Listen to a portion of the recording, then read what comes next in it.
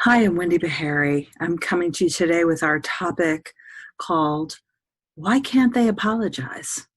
Why can't they say, I'm sorry, in an empathic, remorseful, meaningful way? Who's they? Why can't the person with narcissistic issues produce this type of apology when they have violated a commitment, betrayed a relationship, when they are controlling, when they are critical, when they are insensitive to your feelings, when they are dismissive, when they walk away from the conversation when you're in the middle of a sentence, when they become angry and suddenly explosive? Why can't they own it? Why can't they simply appreciate what that does and how that impacts you? Here's why. Because in the shadows of those actions and their realization, they're not stupid. They realize that what they've done is producing pain. They realize that they are the perpetrator behind that pain that you are experiencing, but that is only living inside of them for a millisecond. They are quickly moving into denial, defense, justification, blame, gaslighting, anything to be off the hook, because being on the hook, meaning being accountable, being responsible for these actions that are hurtful, means being the bad guy. It means being, and when I say bad guy, I mean in the most unbearable sense of the word, being despicable, being rejectable, being downright unlovable, carrying a shame that is intolerable and heavy, and one that makes them feel like dirt, to put it in simple terms.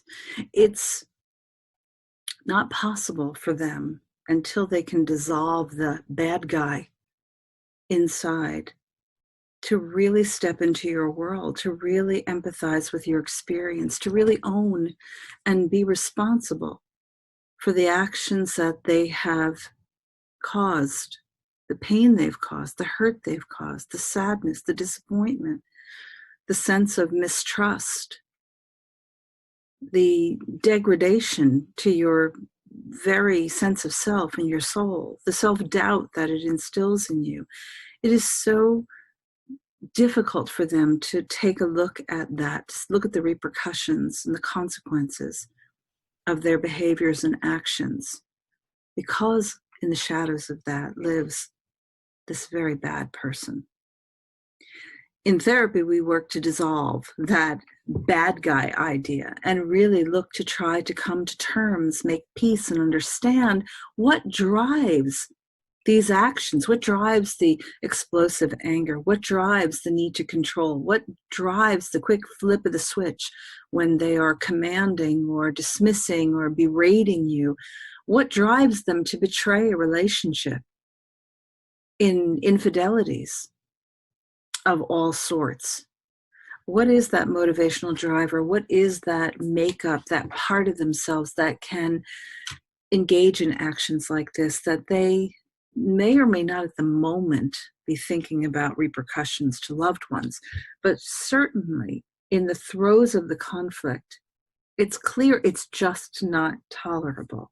And so anything, externalize the blame, defend, rationalize, deny, make you feel like you're crazy, is the best way out. When we dissolve the bad guy, then, they're clear to be able to make sense out of how they did what they did, not justify it or rationalize it, really understand the mechanism by which they arrive at places like anger and criticalness or control or infidelity, really understand what drives them to go there, really begin to see what needs to happen to reverse that, to weaken that action, to expunge it from their personality. Yeah, it's possible. It's hard, but it happens. It can happen. It takes a lot to get there. And it doesn't happen often.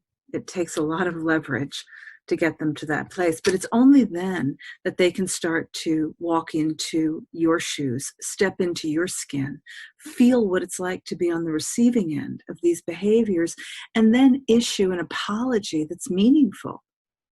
One that can say things like, I can't imagine what it was like to be you, discovering that I've been living a lie, that I've been lying to you, that I've been lying to myself, or I can't imagine how hard it must have been for you when I raise my voice and it's so alarming and it's so dismissive and disrespectful of you, and you don't deserve that, and I'm starting to understand more about myself and, why I get triggered, not as an excuse, but so that I can begin to heal this.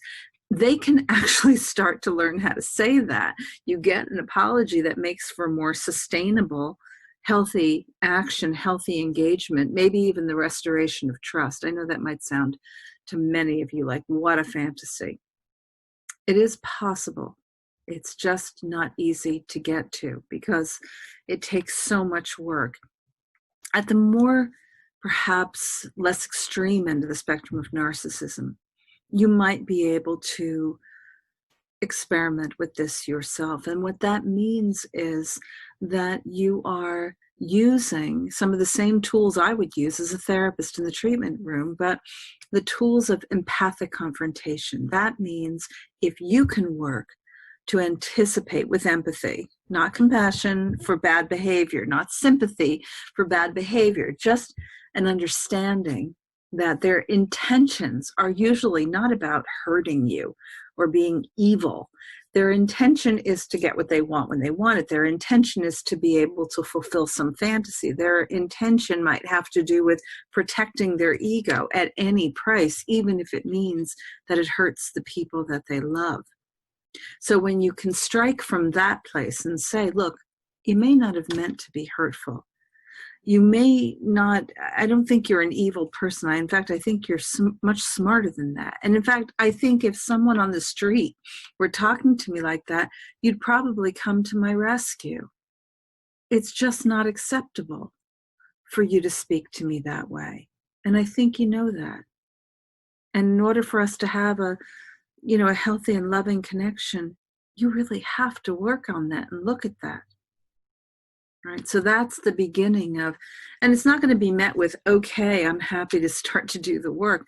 But if you do this more repetitively, if this becomes your new way of dancing in the relationship when conflict arises, your new choreography for interpersonal interactions and confrontations when you're upset, it may begin to start to feel like the only way that the relationship is going to improve. But that means you've got to be really grounded in your most sturdy and adaptive and healthy self. I know there's a lot of you listening, rolling your eyes and thinking, oh, forget it. My narcissistic partner could never hear that or do that. And you might be right. And if you're considering, or you've already done it, the exit door, then so be it. And I support that. And good for you, and move on and have a happy life. There's no right or wrong answer, but if you are someone who's trying to still work it out, get closure, co-parent with this individual, then sometimes these experiments in presentation, or at least trying to influence them getting help and getting into therapy, can make the difference. I wish you the best, as always. Take care.